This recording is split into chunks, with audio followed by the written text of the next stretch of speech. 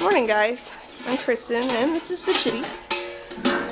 Today's video, please ignore my hair, it's been raining, and I was not fixing it.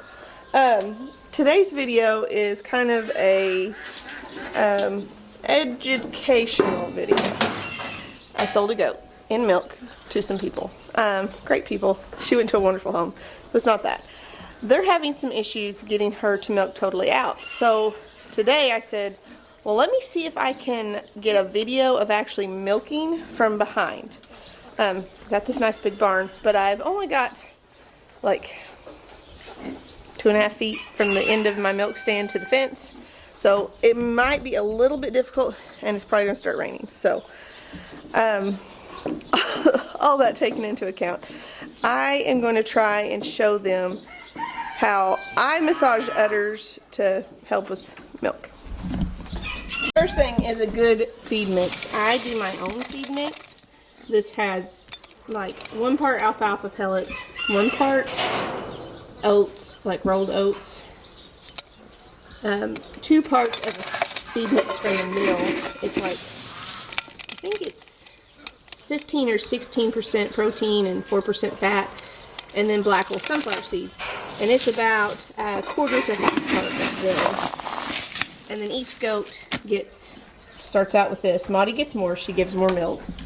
She dumps it in the cleaner. Feed is one of the most important aspects of actually milking. Mostly because that feed directly translates into her milk production. So what she eats directly goes into my milk bucket, pretty much. Now, there's a couple of things that go into this. Also, obviously, having clean cows. She's a little empty because I just started milking her twice a day. I always wipe the teats off first. Get a good squeeze out of each side. It looks good. If I ever have any concern, I squirt it into my hand. Sometimes there's fat molecules in the milk when you first squeeze it out, but most of the time it's not. But if it's ever off colored and in any way, it can be a concern. Not always. Dry the udder off. Got my milk bucket. Milking also into a clean, sterile bucket makes a big difference on your milk flavor, because if it's dirty, it's going to taste dirty. So, milking's pretty simple. I've got a teat here. My hand's like this. Hand goes around the teat. Squeeze from the top and down.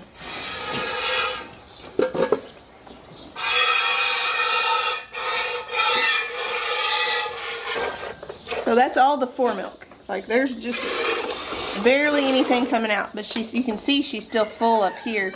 So you'll have to massage that milk to get her to let down. And her quarters my hands are not great big. I got pretty good sized hands, but they're not huge. So I just milk one side at a time, or massage one side at a time to get her to let her milk down.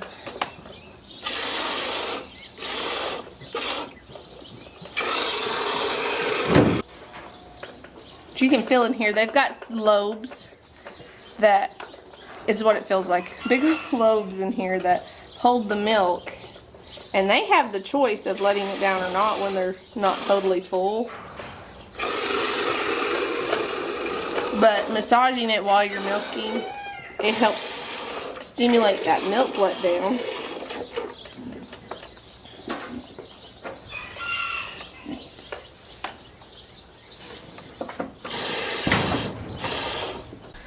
I mentioned mineral, or I don't know if I mentioned mineral. Mineral plays a big part in milk production as well as flavor. I use these right here, Ultra Cruise copper boluses. Let's see if it will. There we go. They've come in adult and kid sizes. The adults are 4 grams. Some goats are heavy enough they actually take 2 boluses. Like Maudie's one of those. I have to give her 2 because she's a 150-pound goat.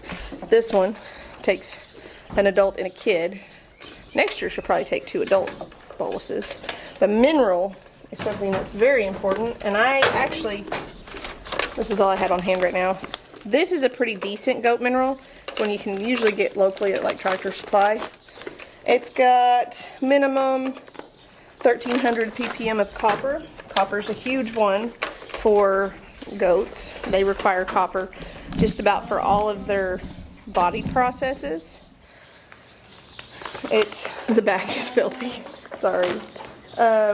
They also need to have a good amount of zinc. This one has a fairly good amount, 5,500 ppm. Selenium, vitamin A, D, E, potassium and magnesium are both pretty important for milk production.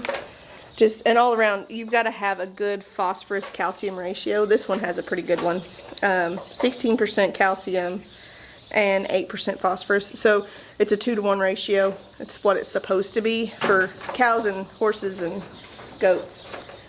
We live in an area that is pretty copper deficient, so that's why I always read bags before I buy anything. I want to make sure I'm getting the proper nutrients, as well as the water is sulfury, so it kind of blocks the absorption of copper also. I also leave out a cobalt block, which is the big blue blocks. They do make boluses. If I leave a block out, they get what they need as they need it, versus me overloading their system and then it tapering off. As well as I do leave salt blocks out. I know a lot of people don't, the trace mineral blocks. A lot of people don't leave those out. I do because, you know, they can get what they need. It still has viable nutrients. It's just been compressed and cooked, so it's not the greatest. But I have this mineral sitting out, loose mineral, in the barn. I'll show you. And just keep the pig from ripping it down. But apparently, Mr. Slobbers, he's needing some stuff. Aren't you, buddy? And there's stuff in it that the pigs need also. They don't really need the salt content, but they eat what they need. So, yeah. I've got one more goat to milk, and I'm not going to show her on camera because she is not the greatest to milk anyway. This little girl, she's bored Kiko. She thinks that she needs to be on the milk stand while I'm milking. And she don't even like me, to be honest. See, look, she's like, why is she so cute? So, pretty much that's the gist of milking a goat. Hopefully this is entertaining at the least. Just so you know, just so you all know, I quit filming milking because I was getting comments that were of the ew, nasty nature about it. And if you do comment on my video and it's not, you know, normal, like what you would say in person, I'm gonna block you. I'm not gonna put up with your shit. Just so you know. Yes, I did cuss. I cuss a lot. Just try not to on YouTube because, you know, gives you a black mark. But anyway, if you say something that's not right, I'm gonna block you faster than you can blink. Y'all have a good day. Well, I'll see you soon. God bless.